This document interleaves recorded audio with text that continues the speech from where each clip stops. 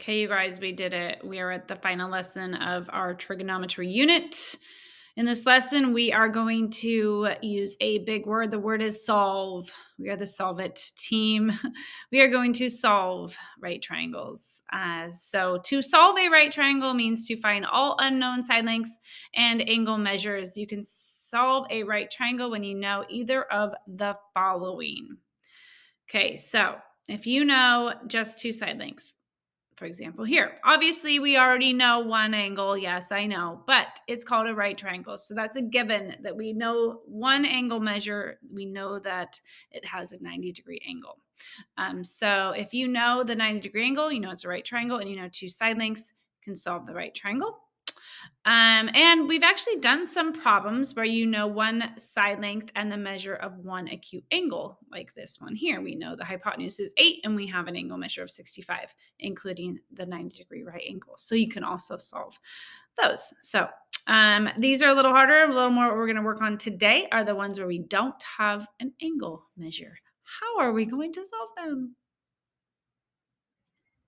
Okay, let's do a quick recap of what we know and we might need to use in order to solve these triangles. Okay, again, this is all in your note-taking template, so make sure you click the link above, click use template for a new design, make a copy, print it if you need to, save it, whatever you wish. First thing is that the sum of the angles of a triangle is always 360. Okay, so that's one step in solving. If you have a right triangle, you already know one angle. Say you're given another angle is 22 degrees.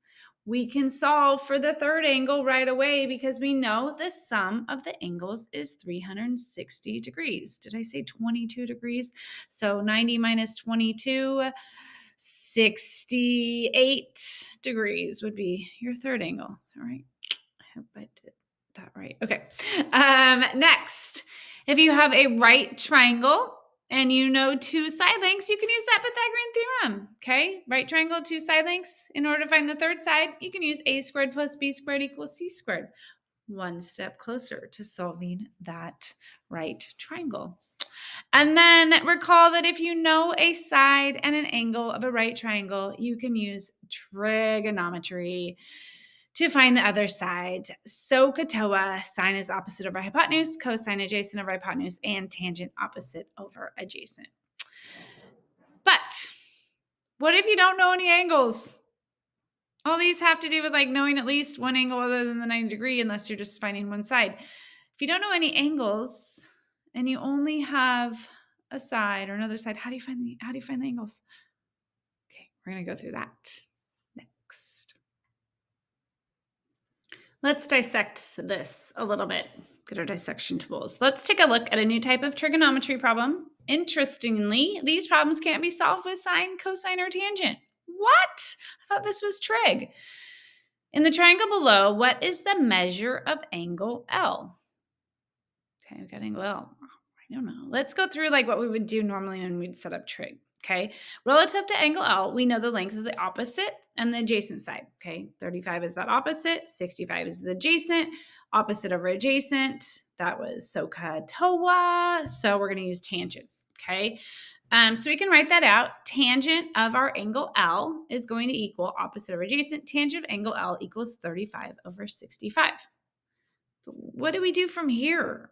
Usually we hit like tangent a number and put it in our calculator and got it something out, but this is tangent angle L. How do we do that? How do we put that in our calculator? We are stuck. What we need is a new mathematical tool to solve problems like these. Our old friends sine, cosine, and tangent aren't up to the task. They take angles and give side ratios, but we need functions to take side ratios and give angles. We need the opposite. We need inverse trig functions.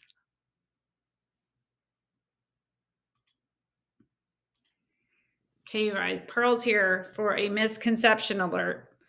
She wants you to make sure you know that sine to the negative 1 of x is not the same thing as 1 over sine x. Some of you guys remember in algebra that when you did to the negative 1 power, it flipped the fraction.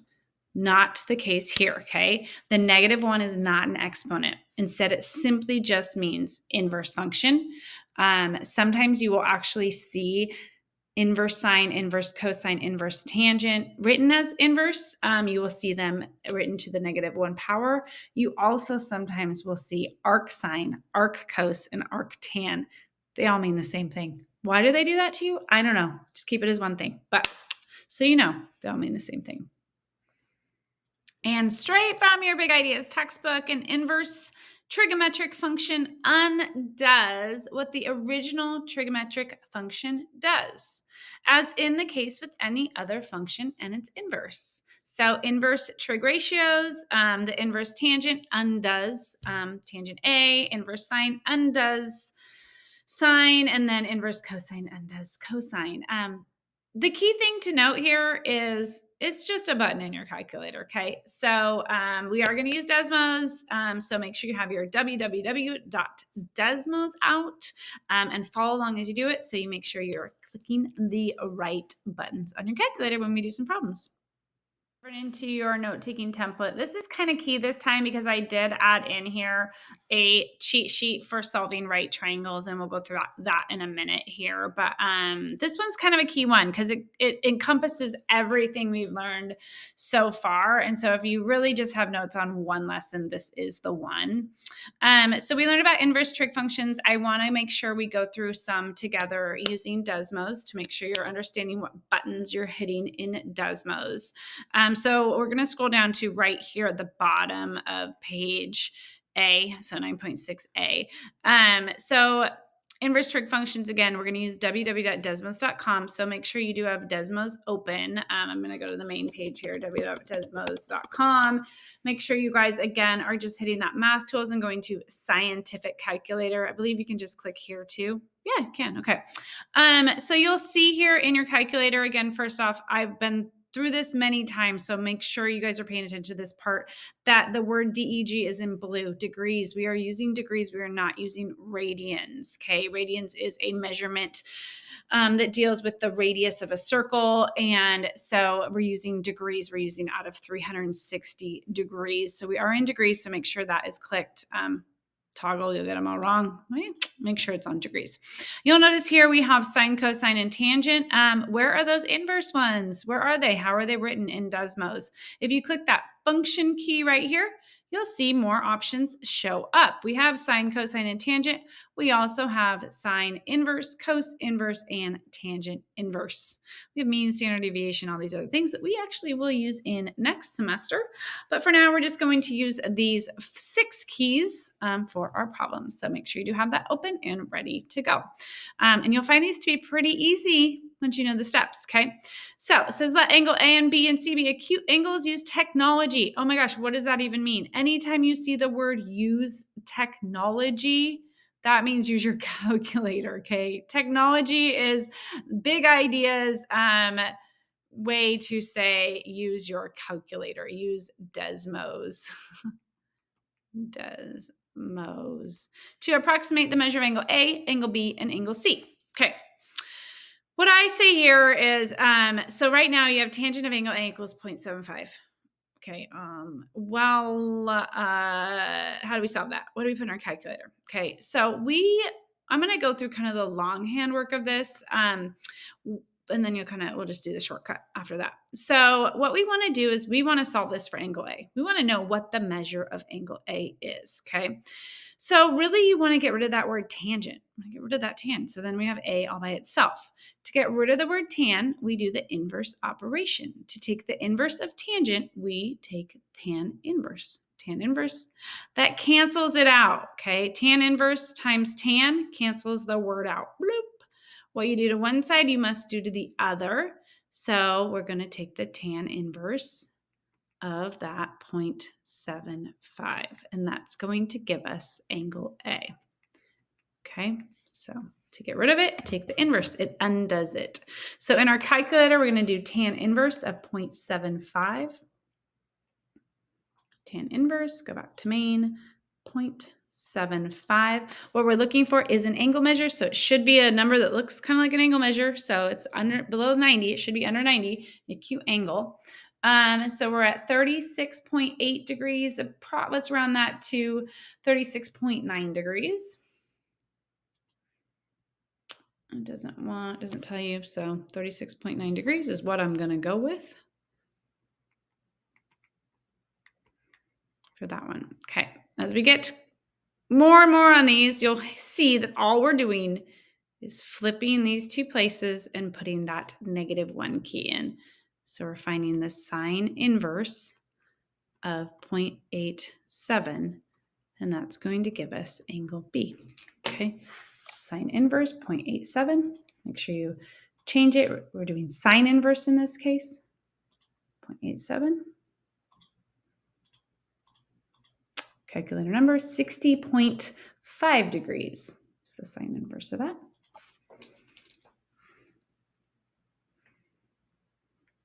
If you're getting all different numbers when you put it in, it is probably because your calculator is in radians. So please make sure if you're not using Desmos, use Desmos. Make sure the degree is in blue. If you're using a calculator, make sure your calculator doesn't say radians in the corner somewhere. Change the mode to degrees. Okay, this one I'm going to flip-flop them again because we want the cos inverse to undo it. So cos inverse of 0.15 is going to give us the measure of angle C, cos inverse of 0.15.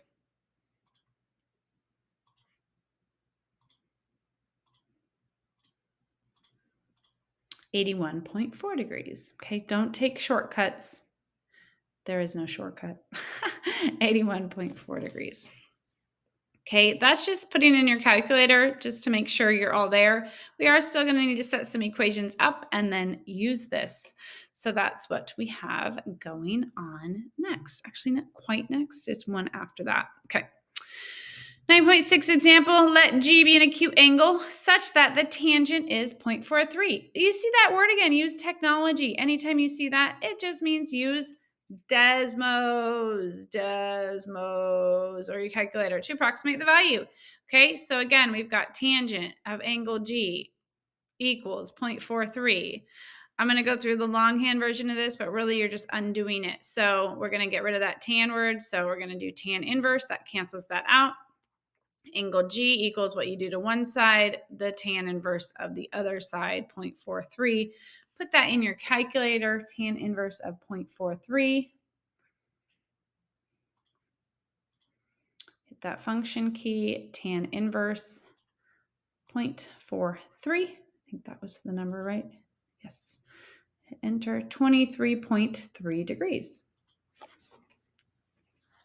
Nearest 10th of degree, yep, 20. Oh my gosh, I already forgot it. 23.3.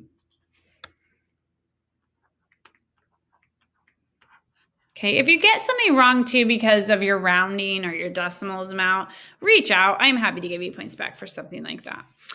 All right, so that's that. Just put in your calculator part. Let's do a whole problem. We are going to solve this problem. Oh, we're going to take everything we know. Before I do that, I'm going to go through our little cheat sheet here of what we know for solving a right triangle again. Okay, step 1. Label the sides of the triangle, hypotenuse, opposite, and adjacent, according to those binoculars. Okay, do you guys remember this? It hasn't been that long, has it? Step 2, use Pythagorean theorem. If you know two sides, I won't put you through the torture of playing Wrigley saying you can only use Pythagorean theorem for right triangles. Use it if you can. You might not be able to, but use it if you can. Step 3, determine which trig ratio to solve for. Are you going to use sine, cosine, or tangent? Sokatawa. Step 4, create your equation, write it down. Step 5, plug it in, use that calculator, and solve. And here are some finding unknown sides and angles hints. If the unknown is the numerator, so the x is on the top, you just multiply both sides by that denominator. If unknown is in the denominator, if the x is in the bottom, you're going to have to multiply by that x and then divide. And if you are trying to find an angle, I always say this one as a reminder, if you're ever stuck and you're trying to find an angle, remember to use inverse. Okay, angle, inverse, angle, inverse, angle, inverse, angle. Use the inverse. All right, we're going to try problems. All sorts of different ways to solve these. So I would actually say pause this recording, try it on your own first. Maybe you're doing it a different way than I am doing, but you will likely get to the same conclusion. Okay. First thing I'm going to do is I am going to find side DE. because we have a right triangle with two sides and we can use Pythagorean theorem. So that's C. So I'm going to use a squared plus b squared equals c squared. I'm going to plug those in. 20 squared plus 21 squared, and I'm going to get my c squared. 20 squared plus 21 squared.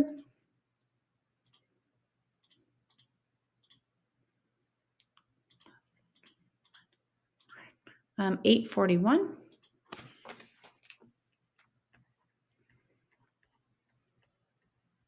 Solve that. I'm going to take the square root of both sides.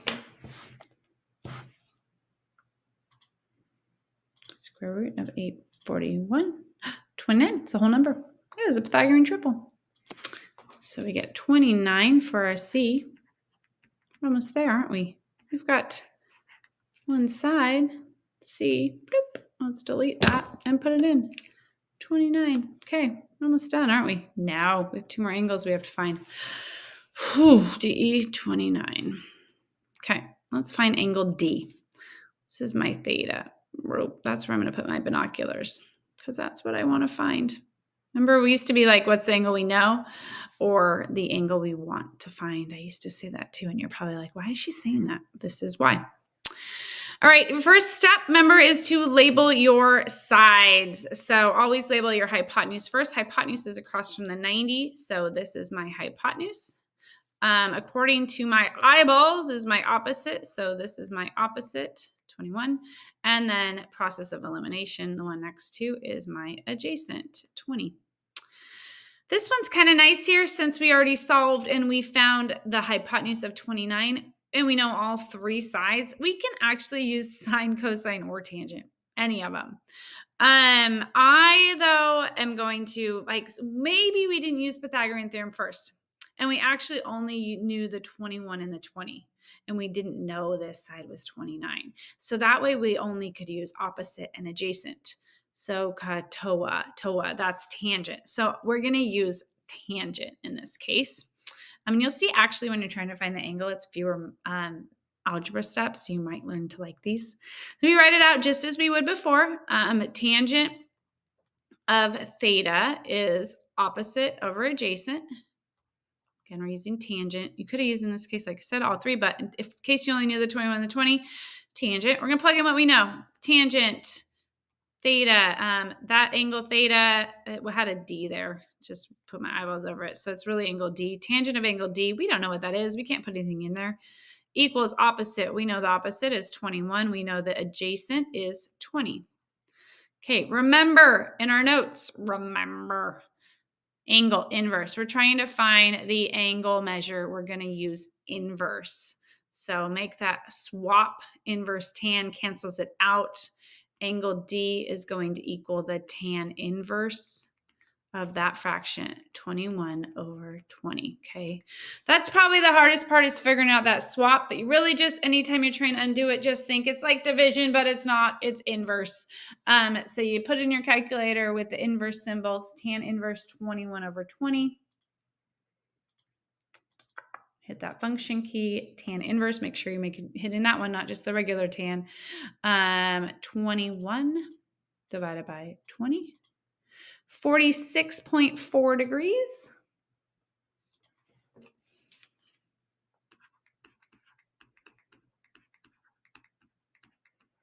Okay, we got angle D now, 46.4 degrees.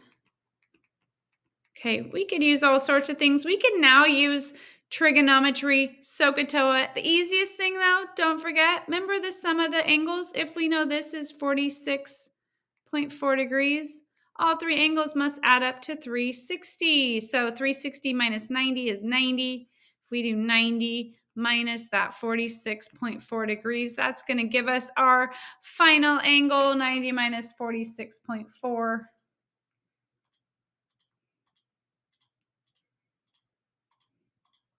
43.6 degrees is our final angle, 43.6 degrees. And that one was angle E.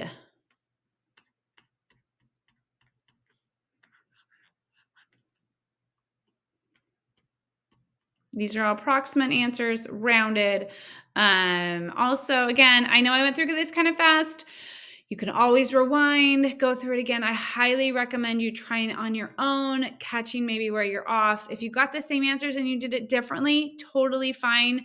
There are many ways to use this. Like I said, had I not solved for Pythagorean theorem first, had I did, now I can use sine, cosine, or tangent. I could find angle E first. So many different ways. And again, please reach out for help, especially before you do your checkpoint assignment, so we can make sure this stuff is solidified knowledge in your brain. Thanks for watching. Have a great day.